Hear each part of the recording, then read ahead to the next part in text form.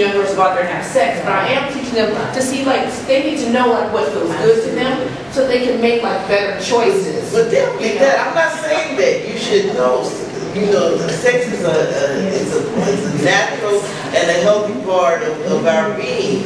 I'm saying when sex is being used to fill a void, or you think that somehow in exchange for sex, someone is gonna love you or give you the love that you require.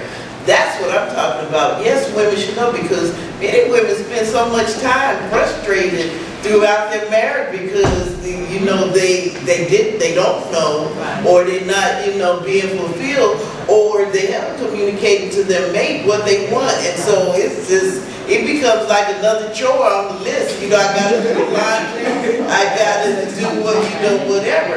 So that I'm not saying. I'm just saying I see far too many, and I counsel far too many young girls who have really confused sex with love, and then they end up becoming very broken and very hurt, and they spend a lifetime. One last thing I want to say, in a lot of the research that I do, for the longest time I thought that the biggest thing for us as women was the mother-daughter connection.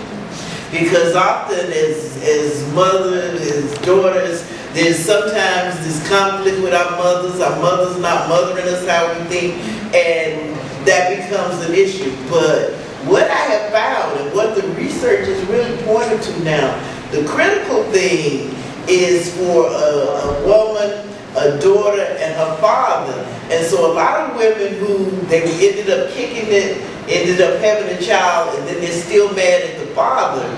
You need to work on that. You need to clean that up. It wasn't about the child. The child didn't ask to come into the world.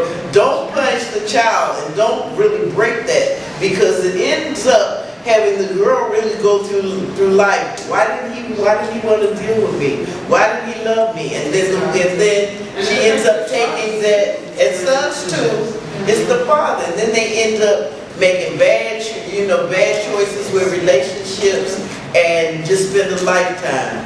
One last thing, and I'll say this. This is one of the mistakes I made the first time that I got married. As many times as women, because of how we've been socialized, we feel when we get to a certain age, we should be married. And I tell this story to women and women all the time when I'm doing retreats. Clearly, when there were so many signs that the person I was about to marry was bad news. But I was like, oh God, I've been, I hear it's time. I feel, what am I doing? Okay. And when we were there at the wedding day, and clearly,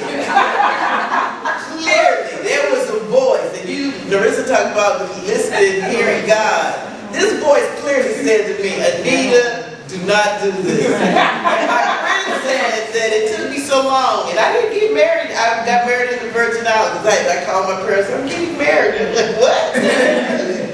The voice said, do not do this. I heard it clearly. I stood there and I hesitated, and my friend said it took so long that they thought I wasn't going to say I do. But